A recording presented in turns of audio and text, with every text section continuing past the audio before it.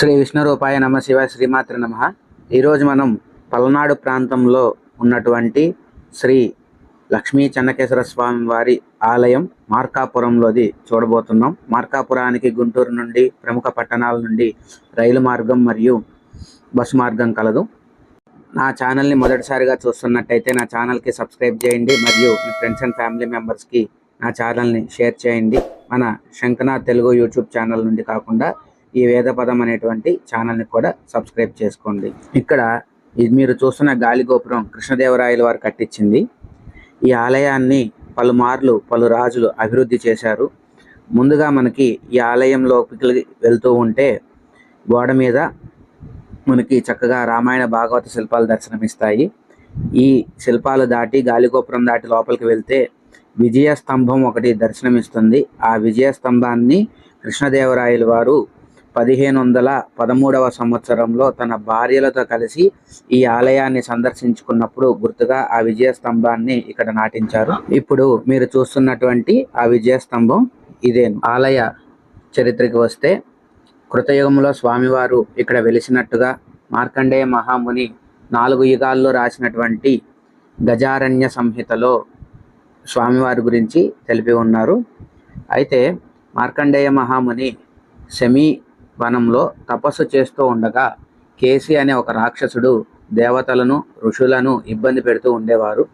అప్పుడు మార్కండేయ మహర్షి శివుడి గురించి తపస్సు చేస్తే శివుడు ప్రత్యక్షమయ్యి, అయ్యా నీ సమస్యకి నేను కాదు, శ్రీ మహావిష్ణుని వేడుకోమని చెప్తారు. అప్పుడు మహావిష్ణు గురించి తపస్సు చేయగా స్వామి దర్శనమిచ్చి నా శయనము అయినటువంటి శేషుడిని నా చేత పట్టుకొని ఈ కేసి అనేటువంటి రాక్షసుని నేను సంహరిస్తాను అని స్వామి వరం ఇచ్చారు. దానికి తగ్గట్టుగా స్వామివారు ఇక్కడ ఆ కేసి అనే రాక్షసుని చంపారు. అయితే స్వామివారి పేరు చెన్నకేశవ అని ఉంటుంది. చెన్న అనగా సుందరమైన అని. స్వామి రూపం చాలా సుందరంగా ఉంటుంది, అందుకని అట్లా స్వామిని పిలుస్తారు. ఇక ఈ ఆలయాన్ని కొంత చోళులు నిర్మింపజేశారు.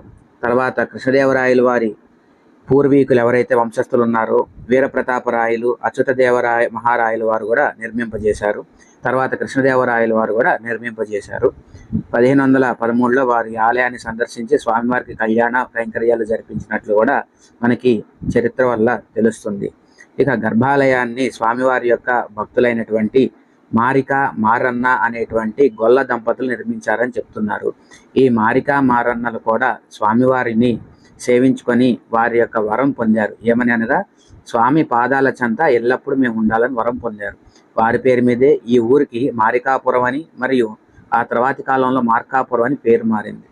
ఇక్కడ స్వామివారి విగ్రహం చూస్తున్నారు కదా, స్వామివారి ఎడం వైపు కింద చేతిలో స్వామివారి యొక్క శేషు ఉంది. ఆ శేషు కింద 2 దంపతులు ఉన్నారు, వారే మారిక మారన్న. కుడి చేతి వైపు గద పక్కన ఉన్నటువంటి వారు మార్కండేయ మహర్షి. ఈ విధంగా స్వామివారి అనుగ్రహం చేత వీరు ఇరువురు కూడా స్వామివారితో పాటుగా ఆలయంలో కొలువుతీరి ఉన్నారు. ఈ పక్కనే మనకి రాజ్యలక్ష్మి అమ్మవారు ఉన్నారు. ఇంద్రుడికి రాజ్యభ్రష్టత కలిగినప్పుడు ఈ క్షేత్రంలో ఇంద్రుడు అమ్మవారిని ఉపాసన చేసి ఇక్కడ ప్రతిష్ఠ చేశారని చెప్తారు. తిరిగి రాజ్యాన్ని పొందారని చెప్తారు. అంచేత ఇక్కడ అమ్మవారు రాజ్యలక్ష్మిగా ఇంద్రప్రతిష్ఠగా చెప్తూ ఉన్నారు. ఇంకొక విశేషం, ఇక్కడ మనకి సెమీ వృక్షం అంటే ఈ మధ్య కాలంలో ఏదైతే జమ్మి చెట్టు కరుంగళి అంటున్నారు కదా, ఆ వృక్షం ఇది. సెమీ వృక్షంతో కూడిన హనుమని పూజిస్తే చాలా శుభం అని చెప్తారు. ఇక్కడ క్షేత్ర వృక్షం సెమీ వృక్షం. హనుమ మరియు సెమీ వృక్షం కలిసి ఉన్న చోట ఆరాధన చేయడం వల్ల శని యొక్క ప్రభావం, శని దోషాలు తగ్గుతాయని పెద్దలు చెబుతూ ఉంటారు. ఇక ఈ ఆలయంలో వెండి బల్లి, బంగారు బల్లి కంచిలానే ఉంటాయి. మన ఆంధ్రాలో మంగళగిరి మరియు ఇంకొక ప్రదేశంలో కూడా ఈ విధంగా ఉంది. ఆ వీడియోని కూడా మనం పెట్టాం. ఇదే ఆలయంలో ఒక పక్క నరసింహస్వామి, ఒక పక్క సుదర్శనమూర్తి ఉన్నటువంటి ఆలయం ఉంది. ఇక్కడే ఆళ్వార్ల సన్నిధి కూడా మనకి దర్శనం ఇస్తూ ఉంటుంది. చూస్తున్నారు కదా, ఆలయ నిర్మాణం కింద మనకి మంగళగిరి లక్ష్మీ నరసింహస్వామి వారి ఆలయాన్ని తలంపు చేసే విధంగా ఉంటుంది. ఇక స్వామివారికి ప్రతి సంవత్సరం చైత్ర మాసంలో 16 రోజులు ఉత్సవాలు జరుగుతాయి. రథోత్సవం కూడా జరుగుతుంది, అద్భుతంగా జరుగుతుంది. మరొక మంచి వీడియోతో మళ్ళీ కలుద్దాం. అప్పటి వరకు సెలవు. శ్రీమాత్రే నమః.